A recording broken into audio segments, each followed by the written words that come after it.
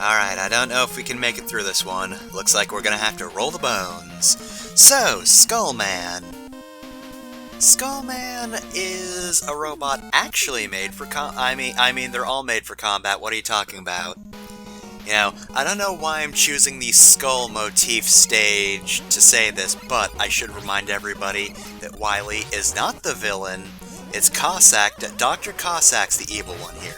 Anyway, Skullman stage is actually what I would suggest as a beginner stage. The platforming isn't terribly difficult, and the Mega Buster is actually a pretty useful tool here. Especially the charge shot, which we should see in a moment. Yep, so these guys crumble to a bone pile if you hit them normally, but they'll reform.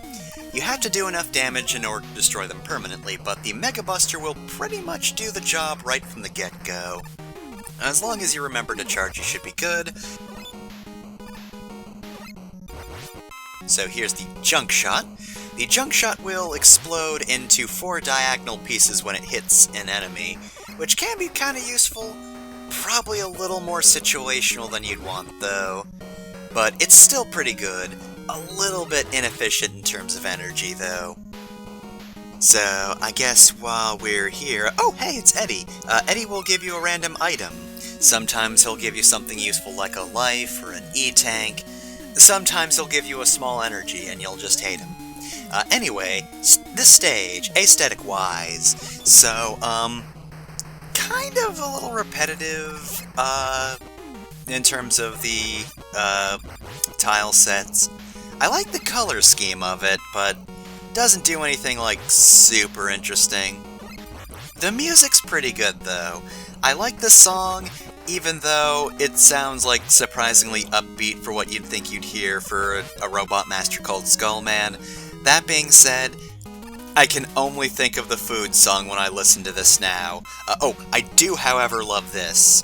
While the tile set's, you know, fairly basic, the background works really well, because it starts in daytime, and now, you know, suddenly it's sunset.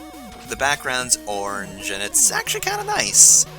It's not, like, super detailed, but I don't particularly care. The color change is rad. I will accept that. Again, not the most impressive, but, you know, it's neat. It gives the stage a little more flair than it might have had without it. So, here's Skullman. He will not do anything until you start moving.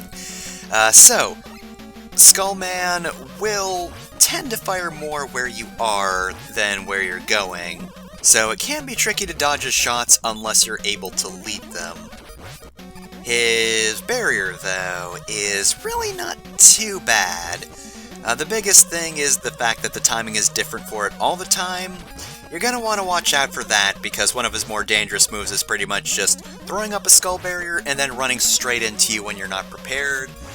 You can't get the timing down, but thankfully, there is a bit of a delay between his barrier going down and him moving, so if you're good at reacting to that, you should be good for this fight.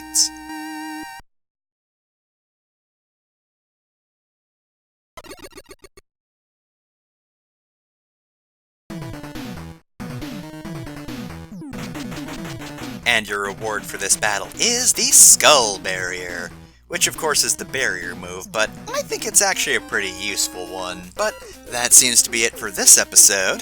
Skullman was a cool skull, but in the end, it is to dust that he returns. Not Dustman, that's not his weakness, though.